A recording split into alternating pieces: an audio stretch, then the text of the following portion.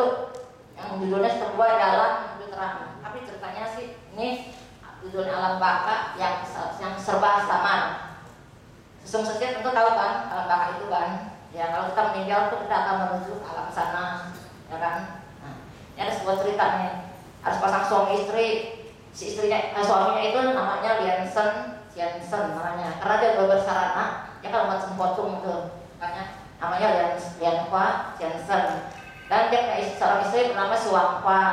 Istrinya ini seorang guru sekolah dan sifatnya amat keras ya.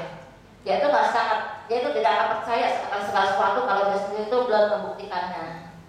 Terus istrinya ini si Wangpa suatu hari pergi jalan-jalan, ini bernama wisata bersama teman-temannya kan. Nah, di luar kota kan melewati pegunungan kan jalannya kan berliku-liku ya, seperti kayak di sini di puncak lah gitulah. Supir ini nih jalannya ugal-ugalan nih, kebut-kebutan terus. Akhirnya tuh mungkin ngantuk oleh supir itu ya, udah ngebut ngantuk lagi. Akhirnya masuk jurang tuh bis. Masuk jurang kan 7 orang tuh langsung tewas seketika tuh. 30 orang luka-luka berat, luka-luka ringan, termasuk si Wangpa ini luka berat. Nah begitu suaminya dengar istrinya kecelakaan, langsung dia kirim fax ke Sichuan, ke Seattle situ, minta di sana ada Sichuan untuk istrinya ini.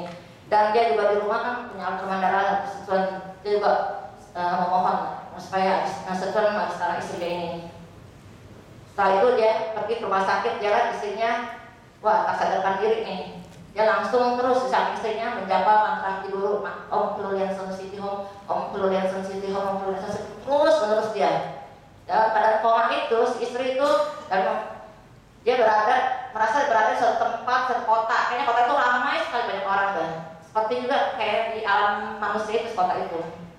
Satu-satu semua mereka tuh dibawa ke satu ruang besar dan dipanggil nama-namanya tuh. Petugas berseragam hijau itu kan namanya satu-satu dipanggil. Nah, dipanggilin terus dia lihat satu temannya dipanggilin, temannya namanya Sicing. Terus dia lihat si Sicing, aduh, si Sicing sampai menangis seolah-olah memohon sesuatu sama si Wangpa ini nih, minta pertolongan. Lalu si Wangpa itu ngeliat temennya itu, aduh sangat takutan sekali, sangat siut dan nyalinya deh pokoknya deh. Mungkin mau dibawa ke satu ruangan untuk disiksa atau gimana nggak tahu ya. Akhirnya dibagi giliran si Wangpa nih. Wah, si Wangpa ketakutan, dihampirin sama petugas berseragam hijau. Terus begitu si Wangpa mau dibawa ke satu ruangan, ada satu orang yang berpangkat lebih tinggi dari petugas itu ya, maksudnya jangan ribut si Wangpa katanya. Loh, kenapa? Dia bilang, karena di luar sana ada yang menjamin ada dirinya. Loh, dia bilang, percuma katanya, ada jamin juga nih si Wangpa ini kan otakku udah remuk, kalau kembali ke dunia ya percuma, nggak bakal saya hidup. Dia bilang ada yang bisa menjamin dan bisa memperbaiki otaknya. Akhirnya kan nggak jadi tuh dibawa ke satu ruangan. Akhirnya si Wangpa digiring keluar. Nah tuh di luar itu sedang menunggu di angkasa. Mahaguru sedang duduk di Lianhua sambil megang itu Ratna Kalasa ya, dan membersihkan Amertatirtha. Itu seperti air Kamlusui ya, makanya ya. Nah, dibersihkan ke bawah, kena kepala si Lianhua. Si Lianhua itu merasa sejuk, segar deh. Akhirnya si Lianhua menatap ke atas, oh Mahaguru, ini persis seperti rupa yang ada di rumah saya itu Mahaguru. Akhirnya dalam itu dia merasa segar sejuk, akhirnya dia terbangun, dia sadar. Sudah sadar di sekelilingnya, oh dia sudah berada di rumah sakit. Terus dia tuh nggak berani ceritakan kepada yang orang-orang yang rumah sakit, pada dokter tuh dia nggak berani ceritakan apa yang dialaminya tuh dia. Karena kan kalau diceritakan pasti dia pasti tidak tertawakan. Ini itu mah halusinasi tahu aja nih mbak ya. Terus kata dokter, wah kamu kemungkinan ini sembuh amat kecil lah katanya. Dia bilang, kalau kamu hidup bisa bertahan hidup, mungkin kamu tuh dia tak bedanya seperti orang mati suri. Terus Wangpa diam aja. Wangpa merasa suatu mujizat bagi saya tuh.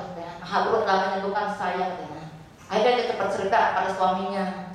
Ini gitu apa yang dialaminya. Suaminya bertanya, kamu mau PI Mas Tuan? Oke, saya sekarang mau PI Mas Tuan. Terus teman saya juga saya mau PI teman saya si Sicing ini supaya dia bisa mencapai penyeberangan satu sekalian supaya itu bebas dari penderitaan katanya. Akhirnya si Wangpa itu berserah pada Sichuan gitu. Ya sekian cerita saya gitu ya.